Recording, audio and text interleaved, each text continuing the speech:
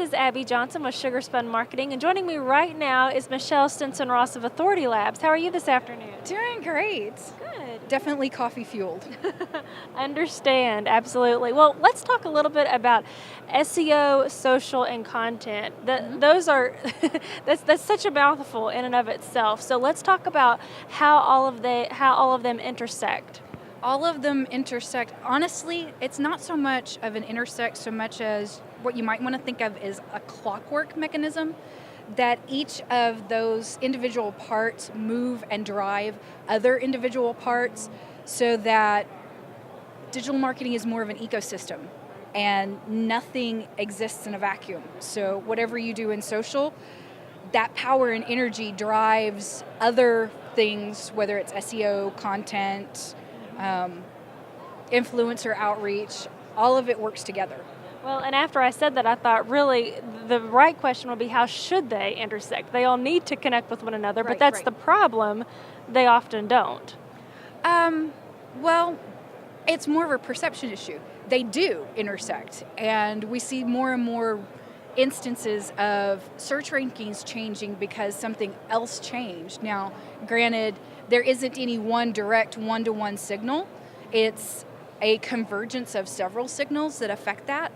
But for any marketer that's only looking at one piece of the puzzle, they never will see the big picture, and they never will get the big picture results either. Well, let's talk a little bit about what we were talking about off camera in that area that so many businesses seem to be missing in that three-way approach almost. Has to do with measurement, right? What good does it do to spend time and effort to create content, amplify it on social, watch traffic, raising that page up in the search rankings, if you're not really tracking all of that data? All of that is done just to get people into the door and interacting with your brand, to close the sale, to get an email address, to get that person to take that next step. You've got to watch what all of those marketing touches are doing. So it's not just counting likes, which makes us all feel good. I mean, it's like, great, they like our brand, but we got to put food on the table at the end of the day. Right.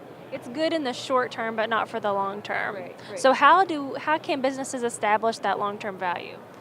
The long-term value is in understanding that whatever you're creating, whatever you're sharing, has a lifespan. On some channels, that lifespan's very, very short. On other channels like Pinterest, it's got a really nice long lifespan. Each has its own value as far as what kind of traffic it can drive, and that is the point. Whether it's social or SEO or PPC, the whole point is to drive traffic back to your website so that you can do business. So it's those factors that you need to be watching. Pay attention to your referral traffic sources. Pay attention to, does that traffic actually share and amplify what they just took the time to read? You've got to take it a step further than just, did somebody leave a comment? Did somebody give it a +1? And really begin to understand why there's a relationship happening between you and the customer about that piece of content. It's all about the conversion, really. It is. It is.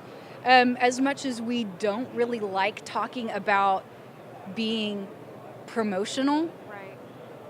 yes, at the end of the day, technically that's what we're doing, but we're doing it in a way that isn't necessarily just serving us. We're promoting in a way that serves our audience. Very well said. Michelle, thank you so much. I appreciate it.